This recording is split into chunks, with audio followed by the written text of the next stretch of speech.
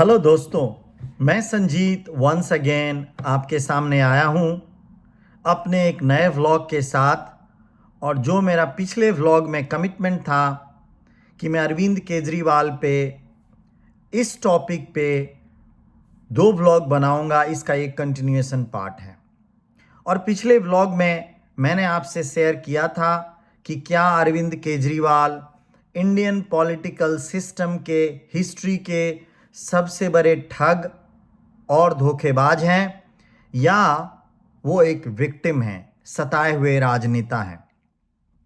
और मैंने आपसे अरविंद केजरीवाल के शुरुआत की कहानी, उनके इनिशियल प्रीमाइसेस ऑफ आम आदमी पार्टी के दो premises, one political transparency and second crusade against corruption के बारे में बताया था।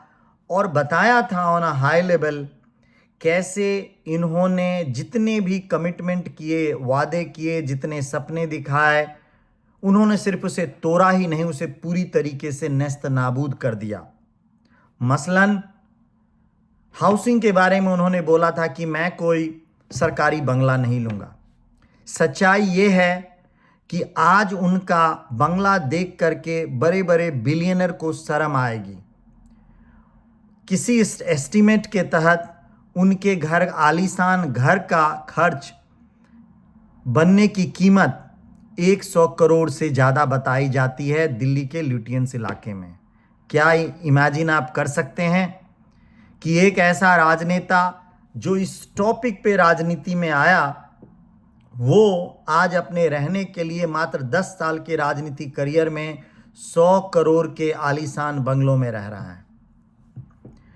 दूसरा प्रीमाइसेस किया था कि ये एक आम आदमी है और दिखाते हैं खुद को कि मैं एक आम आदमी हूँ, बाहर से मैं कोई सिक्योरिटी नहीं लूँगा। सच्चाई ये है कि वो Z+ सिक्योरिटी से चलते हैं, जो हिंदुस्तान के बहुत ही टॉप आला तरीन लोगों को ही मिलती है। तीसरी बात, उन्होंने बोला था कि मैं कोई सरकारी गाड़ी नहीं लूँगा और मैं अपने छोटी कार से चलूँगा, जो शुरू में जब चीफ मिनिस्टर बने थे तो वो कुछ दिनों तक ये दिखाने के लिए किए भी।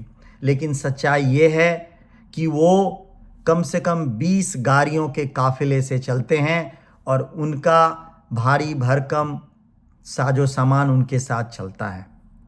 इतना ही नहीं, जब आप इनके आसपास के लोगों को गौर से देखेंगे, शुरू से जो उनकी यात्रा में थी, कोई भी एक आदमी अब उनके साथ रहा नहीं। रादर इन्होंने सबको बेइज्जती करके, डिसरिस्पेक्ट करके Kumar Vishwas, Shazia Ilmi, Prashant Bhushan, Yogendra Yadav and there are many more, जो उनके साथ इंडिया अगेंस्ट करप्शन के समय से ही जुड़े थे और राजनीति में एक अलग तरह की राजनीति करने का सपना लेकर आए थे और दिखा रहे थे। इन्होंने सबको बेइज्जती किया, बेदखल किया, और जितने भी लोग वहाँ से निकले, आप उनसे बात करोगे तो उनकी एक बात क्लियर है कि ये घोर ऑटोक्रेटिक हैं।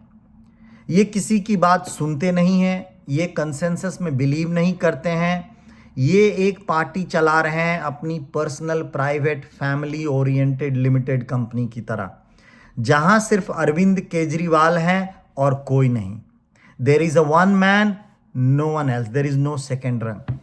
और यदि कोई इनसे क्वेश्चन करे, इनकी बातों से डिसएग्री करे, तो उन्हें पार्टी छोड़ देना पड़ता। That is the base reality of this man, this Arvind Kejriwal, who was the biggest political fraud in Indian history, in my understanding.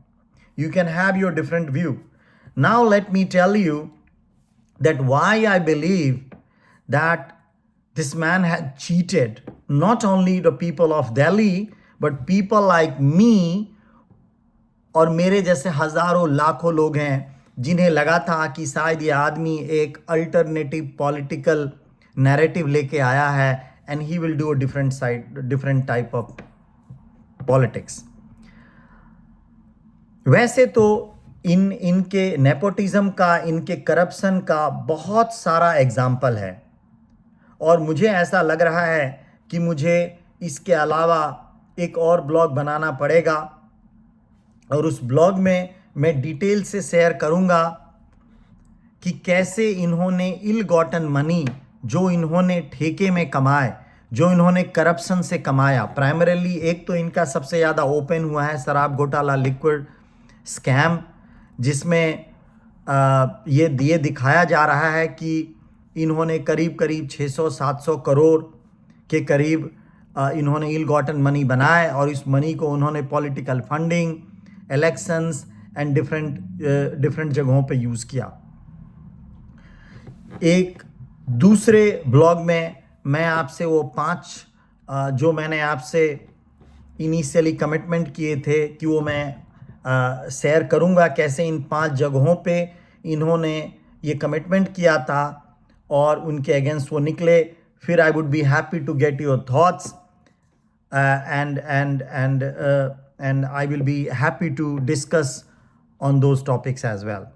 Till the time, thank you so much. And if you really like my blog, then please share and subscribe, and please do not miss to put your comments on the comment section. I would be happy to read and respond accordingly. Till the time, thank you so much.